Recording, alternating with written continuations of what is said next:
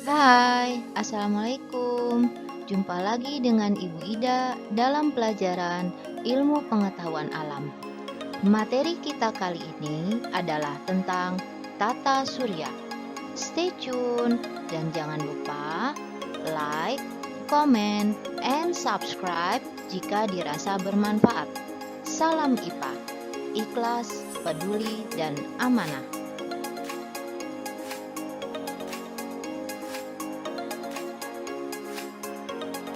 Materi tata surya ini membahas tentang A. Sistem tata surya, B. Kondisi bumi, C. Kondisi bulan, D. Gerhana. A. Sistem tata surya. Tata surya adalah susunan benda-benda langit yang terdiri atas matahari sebagai pusat tata surya, planet-planet, komet, meteorit, dan asteroid yang mengelilingi matahari. Johannes Kepler, seorang ahli matematika dari Jerman, mulai mempelajari orbit planet-planet. Ia menemukan bahwa 1. Bentuk orbit planet tidak melingkar, tetapi berbentuk oval atau elips. 2. Letak matahari tidak di pusat orbit, tetapi sedikit offset. 3. Planet bergerak dengan kecepatan yang berbeda dalam orbitnya di sekitar matahari. Berikut tabel rata-rata kecepatan orbital planet dalam tata surya. Tabel tersebut menunjukkan bahwa planet yang dekat dengan matahari bergerak lebih cepat daripada planet yang jauh dari matahari. Bidang edar planet-planet dalam mengelilingi matahari disebut bidang edar.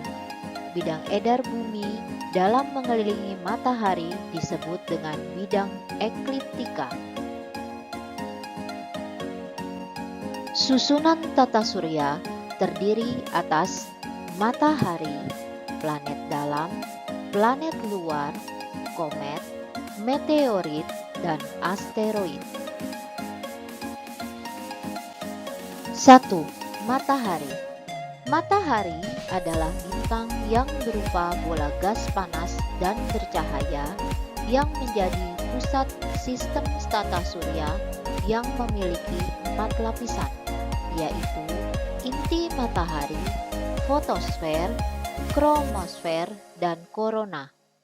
Tanpa energi intens dan panas matahari, tidak akan ada kehidupan di bumi.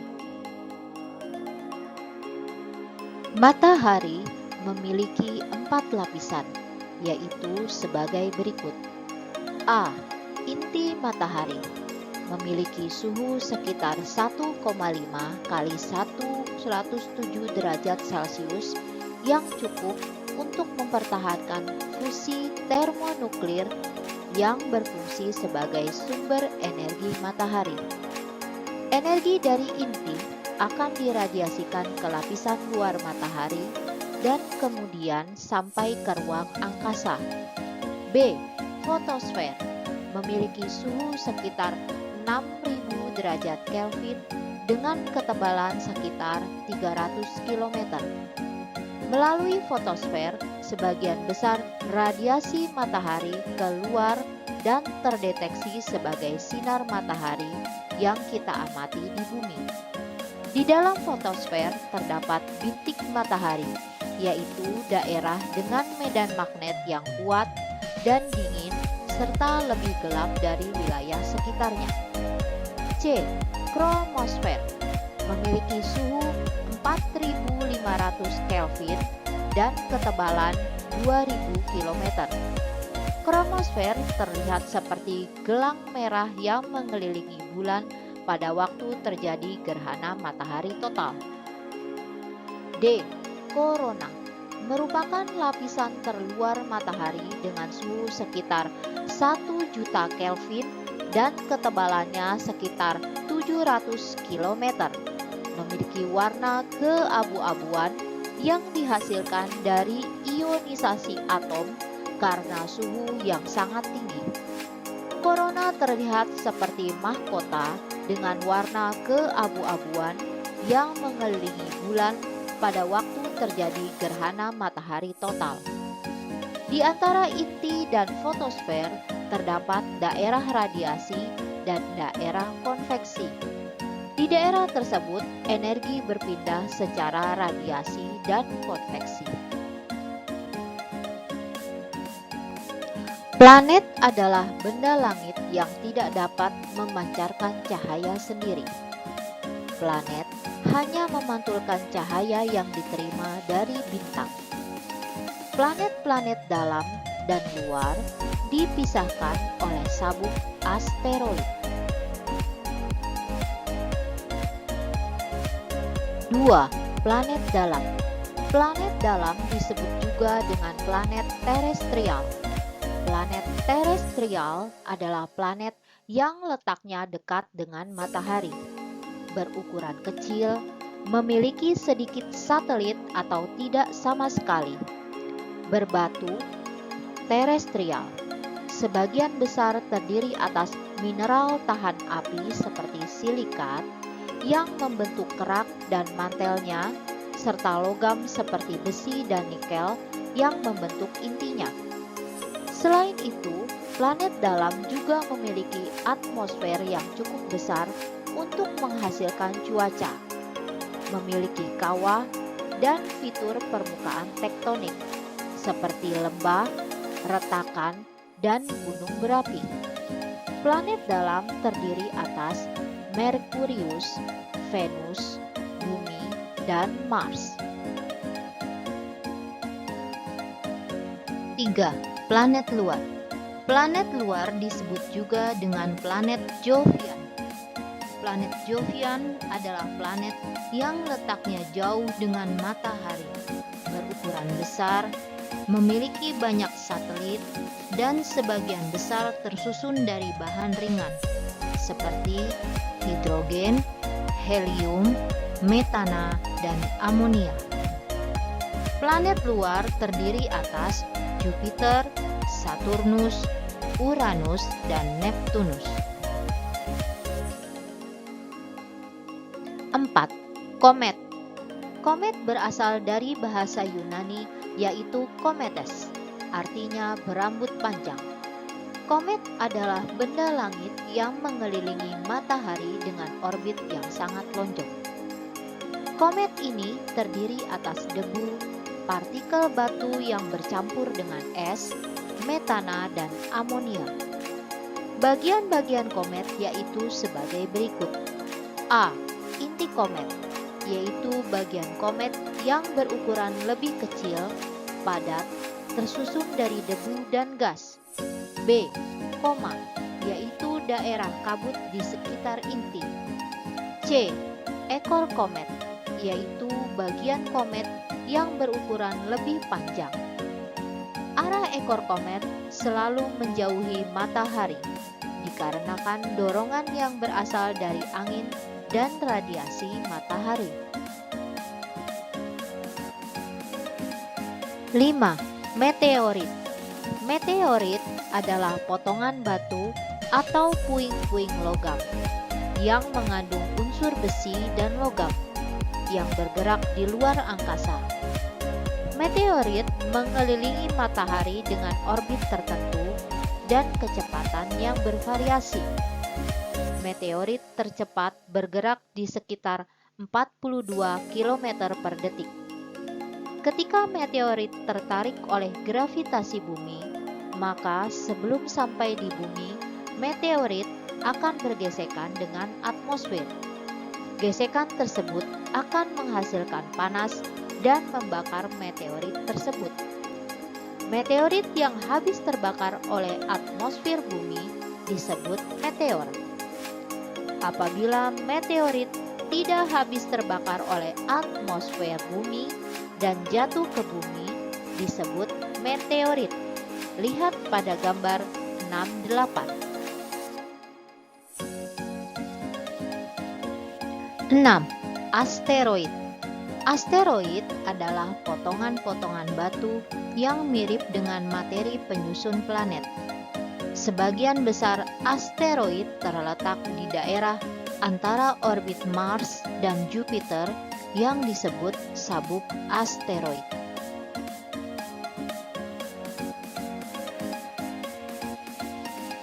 B. Kondisi bumi. Dahulu orang beranggapan bahwa bumi adalah pusat alam semesta. Mereka juga meyakini bahwa matahari bergerak mengelilingi bumi. Akan tetapi, keyakinan itu tertumbangkan ketika tahun 1543 Nikolaus Kopernikus mengemukakan teori heliosentrik. Ia mempublikasikan bahwa bulan bergerak mengelilingi bumi, sedangkan bumi dan planet-planet lainnya bergerak mengelilingi matahari. 1. Bentuk bumi. Pada tahun 1522, Magelhaens telah membuktikan bahwa bumi berbentuk bulat. Dia mengadakan pelayaran dengan arah lurus, kemudian dia berhasil kembali ke tempat awal dia berlayar. Astronot telah melihat dengan jelas bentuk bumi.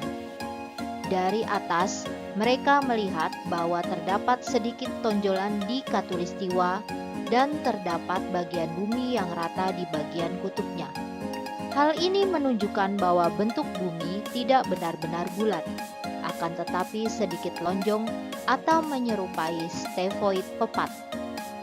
Bumi berdiameter sekitar 12.742 km. 2. Rotasi bumi. Rotasi bumi adalah perputaran bumi pada porosnya. Kala rotasi bumi adalah waktu yang diperlukan bumi untuk sekali berputar pada porosnya, yaitu 23 jam 56 menit. Bumi berotasi dari barat ke timur.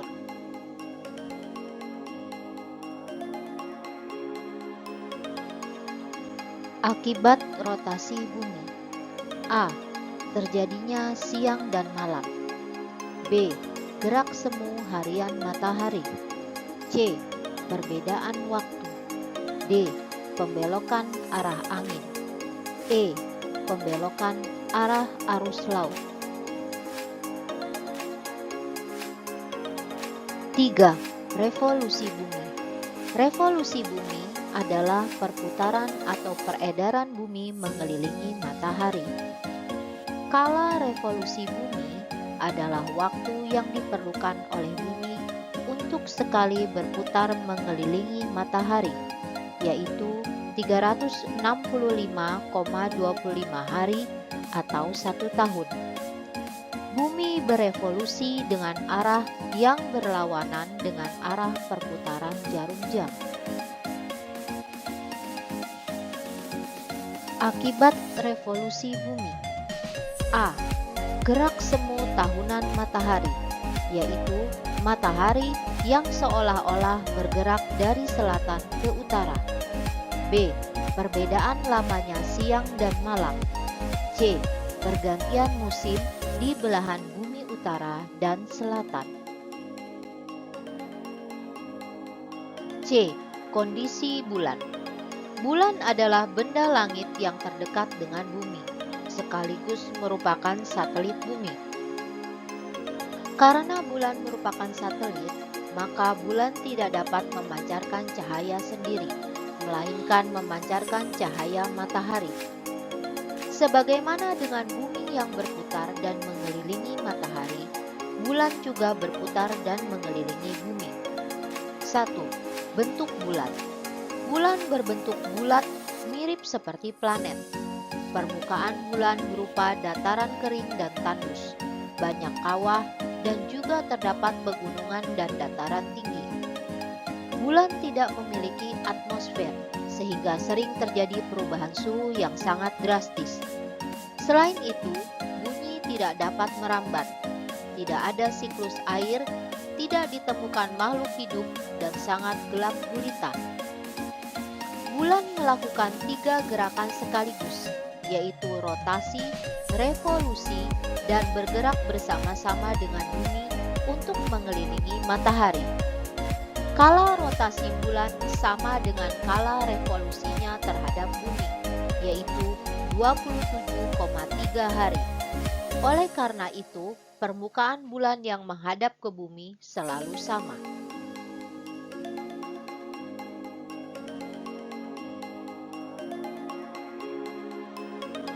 Dua, dampak dari pergerakan bulan, di antaranya adalah sebagai berikut. A. Pasang surut air laut.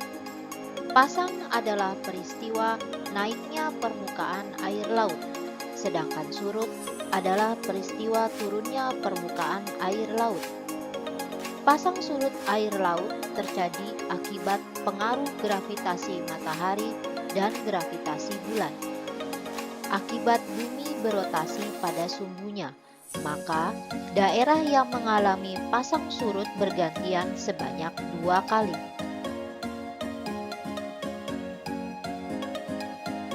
Ada 2 jenis pasang air laut, yaitu pasang purnama dan pasang perbani. 1. Pasang purnama dipengaruhi oleh gravitasi bulan dan terjadi ketika bulan purnama. Pasang ini menjadi maksimum ketika terjadi gerhana matahari. Hal ini karena dipengaruhi oleh gravitasi bulan dan matahari yang mempunyai arah yang sama atau searah. 2. Pasang perbani, yaitu ketika permukaan air laut turun serendah-rendahnya. Pasang ini terjadi pada saat bulan kuartir pertama dan kuartir ketiga.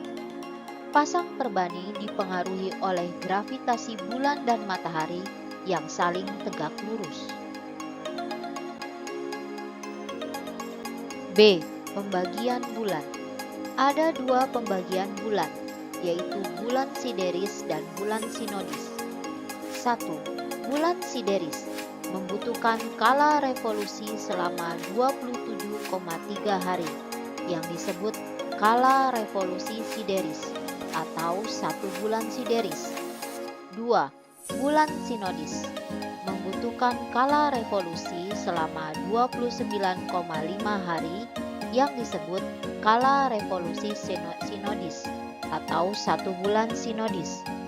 1 bulan sinodis digunakan sebagai dasar penanggalan Komariah atau penanggalan Islam. C. Fase-fase bulan. 1. Bulan baru terjadi ketika posisi bulan berada di antara bumi dan matahari. Selama bulan baru, sisi bulan yang menghadap ke matahari nampak terang dan sisi yang menghadap bumi nampak gelap. 2.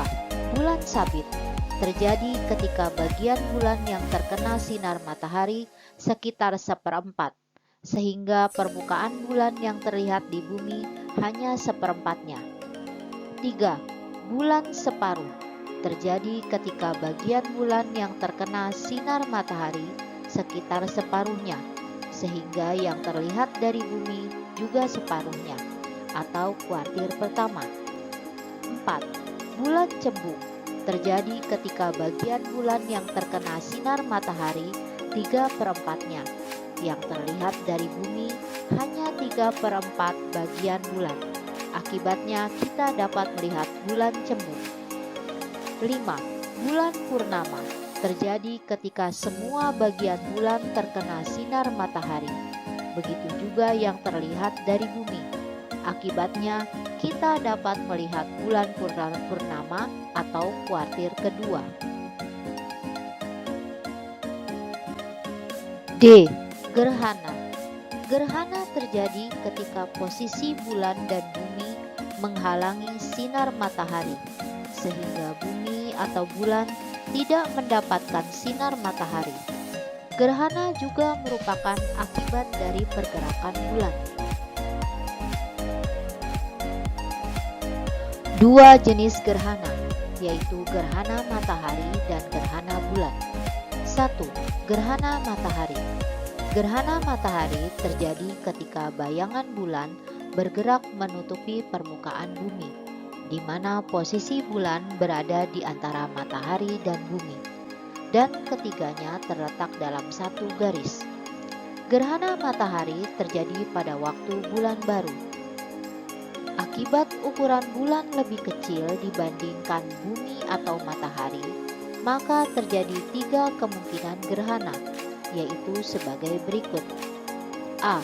Gerhana matahari total terjadi pada daerah-daerah yang berada di bayangan inti atau umbra, sehingga cahaya matahari tidak tampak sama sekali. Gerhana matahari total terjadi hanya sekitar 6 menit. B. Gerhana matahari sebagian terjadi pada daerah-daerah yang terletak di antara umbra dan penumbra atau bayangan kabut, sehingga matahari kelihatan sebagian. C.